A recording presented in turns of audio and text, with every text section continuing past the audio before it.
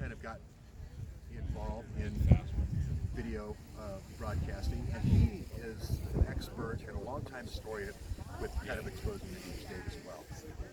And he has a whole list, a book train, as it were, of 20 or so books that he's read that engaged the audience. So those immediately became the second list, sort of the second chapter of our book. And the third list was a book list that we created by doing brainstorming. We all come together and put up our favorite authors, really pivotal things in our history. And finally, the most important thing is create a visual marker for people, visual hooks for them to go, oh, that's what that book looks like. That's what that author. I now remember that book. You may remember it, for those of us old enough to remember vinyl albums. We remember the songs on the. We played them so many times. We remember the songs by the album covers. Sometimes we don't even remember the name of the album or the name of the artist, but we remember the cover. So that's the idea is here. Create some visual skyhooks for people in a visual format, so that we can have a sort of a visual backstory to great interviews we're going to be doing. So that's the first recommendation that we're still working on with Michael Carlin. The next challenge he gave us was timeline everything. So once you gather all your assets, if you will, about the different topics, create a timeline of all the authors on kind of an end-to-end, so that people can follow along with some kind of rhythmicity with their time.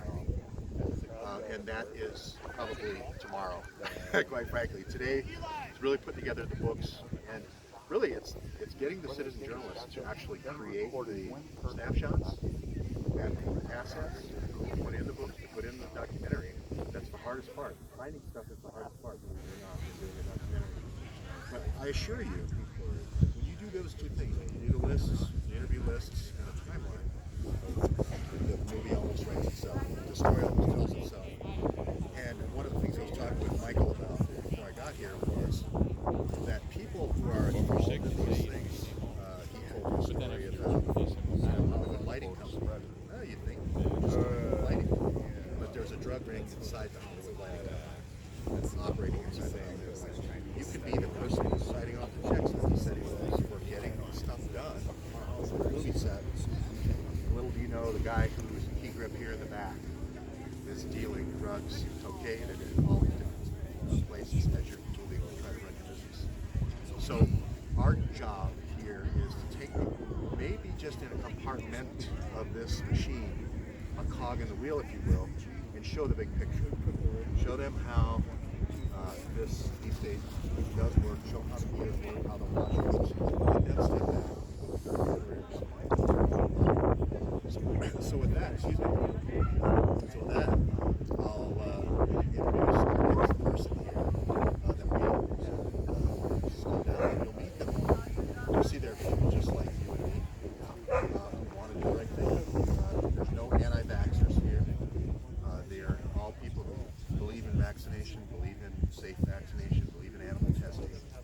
So there's no political bet here, it's just good science. So with that, I think we'll go to our next interview.